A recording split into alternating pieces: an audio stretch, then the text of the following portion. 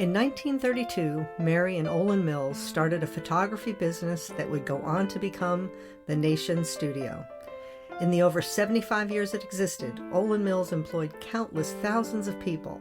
Some would only work a short time, while others would launch careers that spanned decades. These employees were part of a company that provided more than just photos. They preserved memories for future generations. They documented the fashion and the trends of the times, and they captured the young faces of those who would inevitably grow old, bringing to each a bit of immortality. These are the stories of the people of Olan Mills. On this episode, we meet Diane Simmons. I started in 1978. I was hired as an appointment secretary, but then I asked if there was a chance I could become a photographer. And she said, well, if it ever came open. So she calls me that same night and says, instead of appointment secretary, would you like to be a photographer? Because the photographer gave her notice. And I said, sure. So I got promoted before I got started. I was a studio photographer for 9 years. During that time, I learned how to do different jobs in there. The girl that trained me, she said, whatever you do, don't learn anybody else's job. And I said, why? She said, because you'll end up doing it. So I learned how to do appointments, and I just did different things in the job, in everybody else's job. And so that led me to become a appointment supervisor. I also was a telemarketing supervisor at one time, a true consultant for a while. And every department that I became a manager of, we ended up becoming number one in the district or in the nation at one time or another. And so I was very happy with that. Had some very good people working under me. I worked in Huntsville for 9 years, then I started traveling. And then in 94, I was transferred up to the Nashville area as temporary area manager. Lynn Pasillo, she was supposed to be up there, but she was doing another project at that time, so that's why I was put up there temporarily. And then when she came in, they put me and taught me how to do telemarketing and made me the telemarketing supervisor. Then I became a photo supervisor up there, along with another photo supervisor, Gary Good. We sort of shared that for about 2 years, I think. Lynn and I got transferred up to Michigan in Northwest Ohio as into the regional department. I became a regional photo supervisor, and she was my regional manager. We had a great time when we was up there. While we were there, we also were able to open 25 Kmarts within 2 weeks' time around Thanksgiving. And that particular time is when my team was training photographers to go into the Kmarts, and we just happened to be graded at that time, and we ended up number one in the nation. So that just tickled the daylights out of all of us that we hit that department. We did away with the regional department eventually, and then they put me with a vintage photography, and I worked for that, and then they did away with that.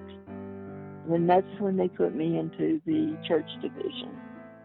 And at that time, I didn't have a car big enough to carry equipment, so they put me as a crew consultant.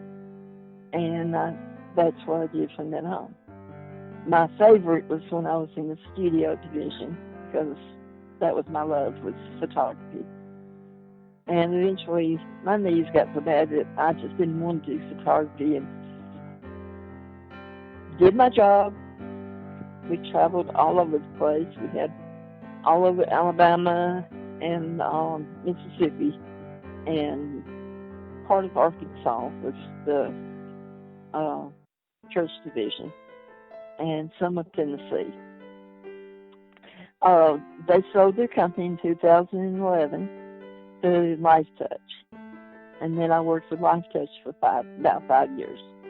I did what I had to with them, but my love was still with Oola Mills. We had great quality. Our products were better. And the customers I had in the studio, I just really I loved working with the customers in the photography department. My favorite people to photograph was the handicapped people.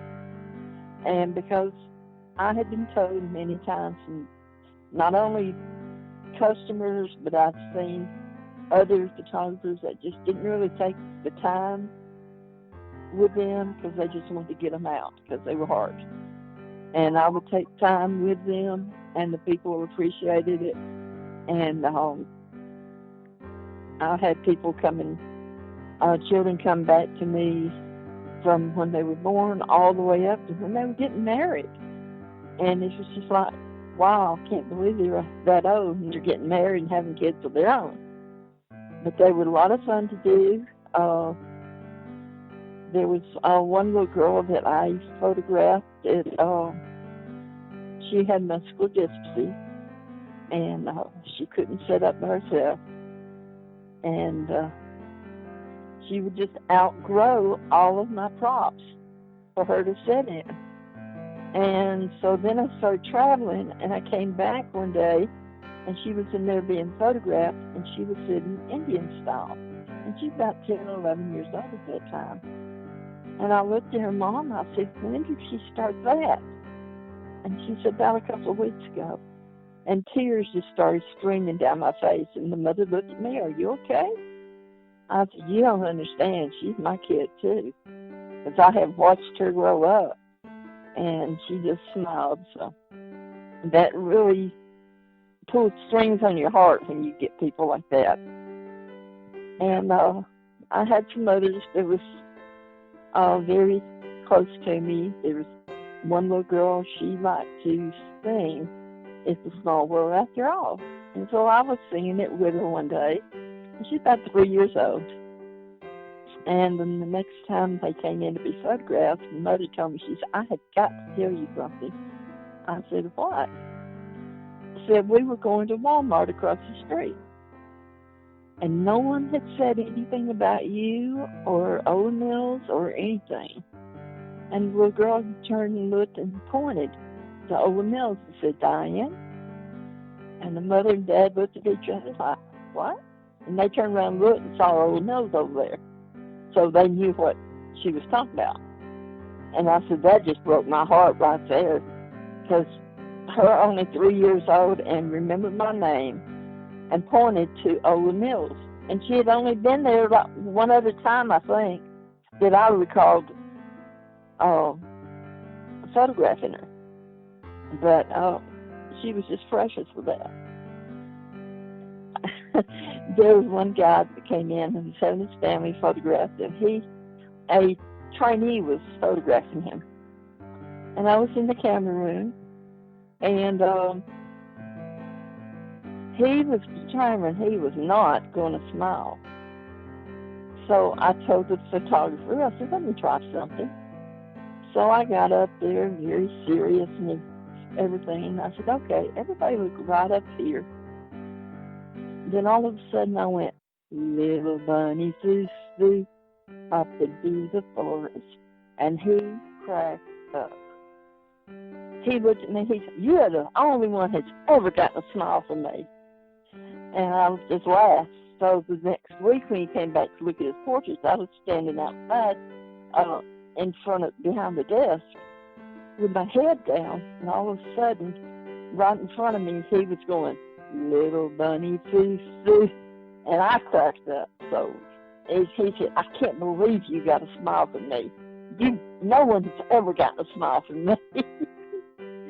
So it was a challenge sometimes to get people to smile, but it was fun. My word to get people to smile, whether it was adults or little kids or whatever. And it would just totally get them shocked that I would say it. And I'd say, look up here and say, woo, doggy. And they would just crack up. because they just didn't expect me to say anything like that.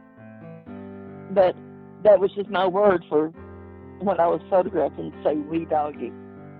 So, but I had a blast photographing. I loved it.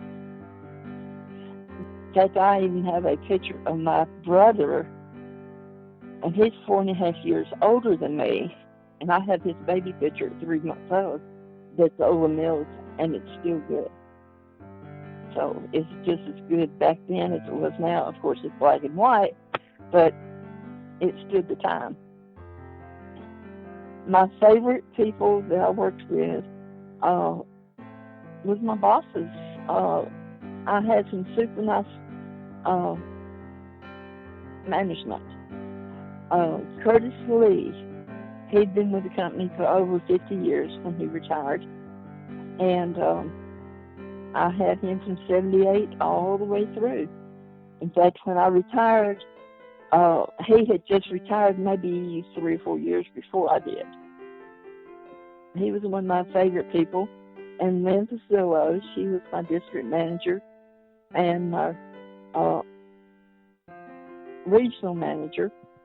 She's the one we went up to Michigan with. And super nice lady. And that, unfortunately, she passed away a couple of years ago. But my area managers in Alabama was Muriel Davis. That's the first one I had, and that was from North Alabama.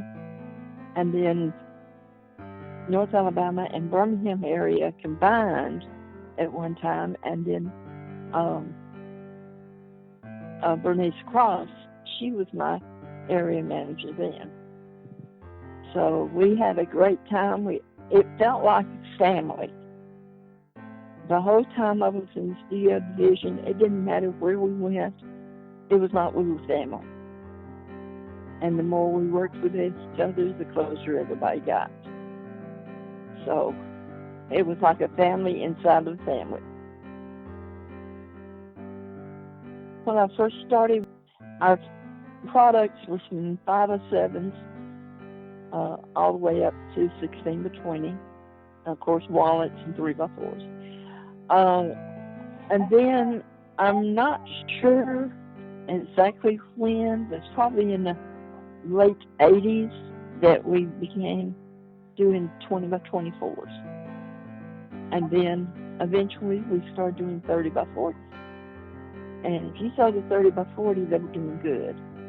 And we had a lady that worked with us in Huntsville that she was like the 30 by 40 queen, because I bet she sold at least 50 of those a year. And it was just amazing how she did. In fact, one time she sold 2 of them to a customer. In fact, I sold 2 to a customer in the church division one time. And he did one of him, and he did one of his wife, both 30 by 40. And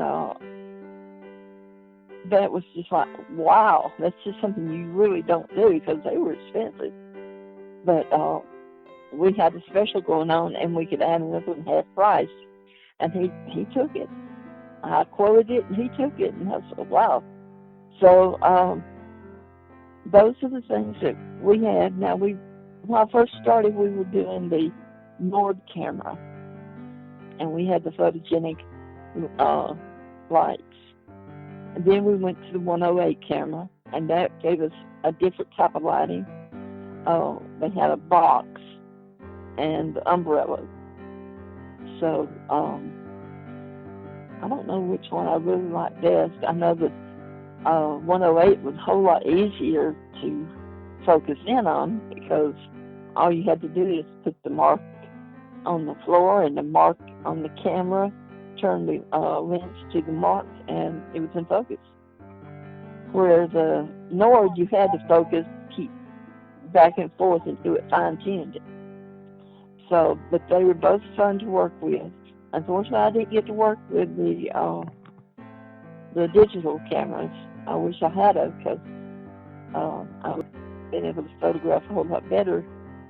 in my own personal career, but learning how to do those has been fun through Oola Mills too. But I went there. How I went to Oola Mills was I had been working for another company, GC Murphy Company, in the restaurant, and I had to have back surgery.